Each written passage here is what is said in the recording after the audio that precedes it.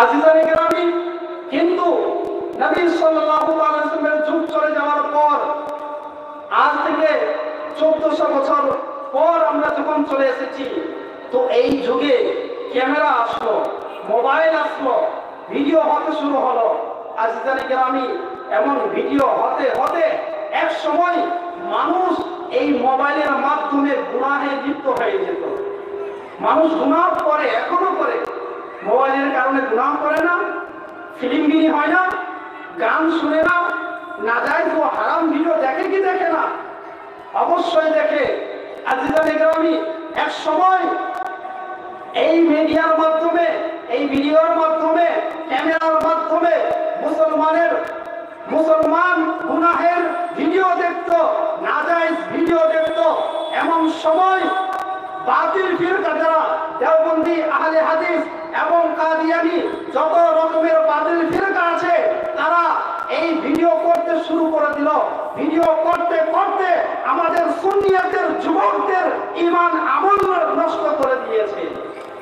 আজ আপনি দেখবেন আপনার ছেলে রাতের মধ্যে ঘুমিয়ে আছে, রাতের মধ্যে ঘুমিয়ে এশার নামাজ পড়েছে, হাত নাভির নিচে বেঁধেছে, হাত নাভির নিচে বেঁধে সে এশার নামাজ পড়ে ঘুমিয়ে গেছে, কিন্তু ফজরের নামাজ পড়ার সময় সেই যুবক আপনার বুকের উপরে হাত বাঁধতেছে। কেমন করে হলো এটা? সেই মোবাইলের মাধ্যমে হলো। আজিজানে কেরামি, এমন ভাবে মুসলমানের, আহলে সুন্নাত ওয়াল জামাতের, সুন্নি মুসলমানের ঈমান আকীদাকে কেড়ে নেওয়া হচ্ছিল, ঈমান আমলকে নষ্ট করা হচ্ছিল। মুসলমান গুনাহের কাজে লিপ্ত হয়ে যাচ্ছিল। মুসলমান এই ভিডিওর মাধ্যমে ফিল্ম দেখতো, গান শুনতো, ভিডিওর মাধ্যমে মানুষ গুনাহের কাজ করত।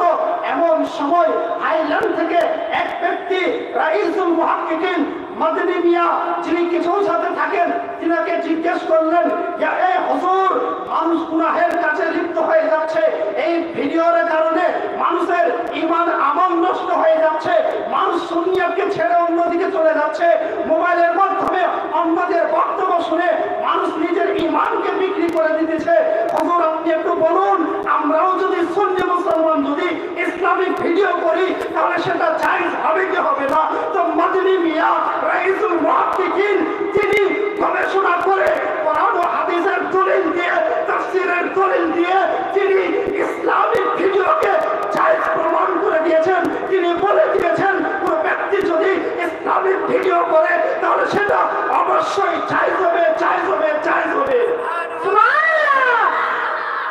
কোন মুসলমান যদি দিন ইসলামের প্রচারের জন্য, দিন ইসলামের তাবলীগের জন্য যদি ইসলামিক ভিডিও করতে চায়, অবশ্যই জায়েজ হবে, তার চুল পরিমাণও গুনাহ হবে না। হযরত কেরামি, কিন্তু আমাদের সুন্নিয়াতের মধ্যে কিছু কিছু উলামায়ে কেরাম এটাকে হারামও বলেছেন। কেন? কারণ হচ্ছে, আমি আগে বলে দিলাম, ভিডিও ক্যামেরার মাধ্যমে করা এটা নবী সাল্লাল্লাহু আলাইহি ওয়াসাল্লামের যুগে ছিল না। কোরআনে উল্লেখ করা নেই যে ক্যামেরার মাধ্যমে ভিডিও করা যাবে কি যাবে না। হাদিসে নেই যে ভিডিও করা যাবে কি যাবে না। এই জন্য উলামায়ে কেরাম, আমাদের মধ্যে আহলে সুন্নাত ওয়াল জামাতের মধ্যে দুইটা দল হয়ে গেল। একদিক থেকে বেরেলভী শরীফ থেকে ফতোয়া আসলো যে ভিডিও করা হারাম, ভিডিও করা যাবে না।